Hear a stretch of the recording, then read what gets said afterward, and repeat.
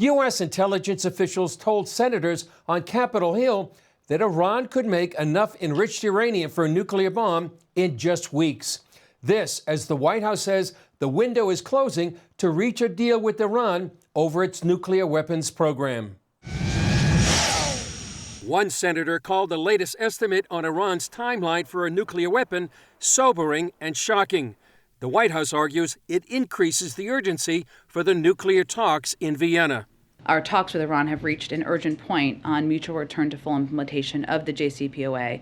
A deal that addresses the core concerns of all sides is in sight, but if it is not reached in the coming weeks, Iran's ongoing nuclear advances will make it impossible for us to return to the JCPOA. Critics warn the Biden administration is giving up too much in its pursuit of a deal. Benham Ben Taleblu of the Foundation for Defense of Democracy says for more than a year, the White House has been giving into Iran. I think the Biden administration is rushing and building this case for an urgent need for a deal off of a year of premature concessions, which you saw through indirect sanctions relief, lack of enforced sanctions, turning a blind eye to illicit Iranian oil exports throughout 2021, as well as having no clear plan to push back on the Islamic Republic in the Middle East. Israeli Prime Minister Naftali Bennett says lifting sanctions emboldens Iran. Lifting of sanctions and flooding this regime with billions of dollars means more rockets, more UAVs, more terror squads, more cyber attacks, more of everything. And not only against us, but also against our American allies in the region and other allies. Ben Taleblu says the Biden administration is trying to leave the Middle East, but that the Middle East won't leave the U.S. They're unaware that the Islamic Republic is not only looking to get America out, but to become the hegemon to fill the void, which may in fact create the groundwork for a war that may drive the U.S. back in. Just days ago, Iran unveiled a long-range missile with a reported range of 1,440 kilometers or 900 miles, putting U.S. bases and Israel well within range. Meanwhile, more than 30 Senate Republicans sent a letter to President Biden demanding the Senate have a say over whether the U.S. rejoins the nuclear deal. The original nuclear agreement in 2015 did not receive Senate approval. Well, here in Israel, recent reports of the illegal use of spyware against Israeli civilians have moved the scandal to a new level.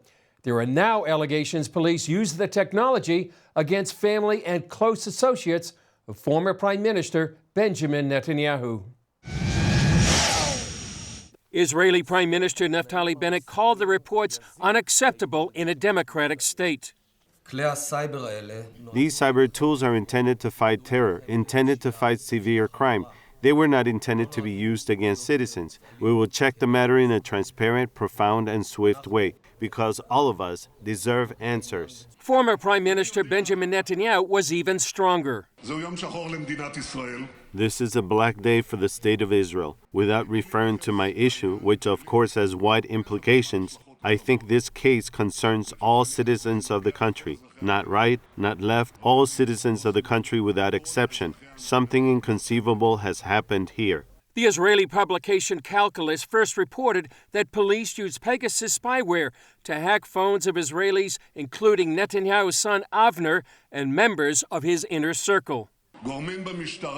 Officials in the police illegally spied with the most aggressive tools in the world. Citizens were followed, listened to, exposed their most hidden secrets, and who knows what improper use was made of this espionage. This is unprecedented. It is borderline on espionage and treason by an internal authority, and this is highly problematic. Pegasus spyware is produced by the Israeli NSO Group, which maintains it doesn't disclose clients and has no access to the intelligence that's collected. The company adds that all sales are approved by Israel's Defense Ministry because the spyware is used by governments to fight crime and terrorism.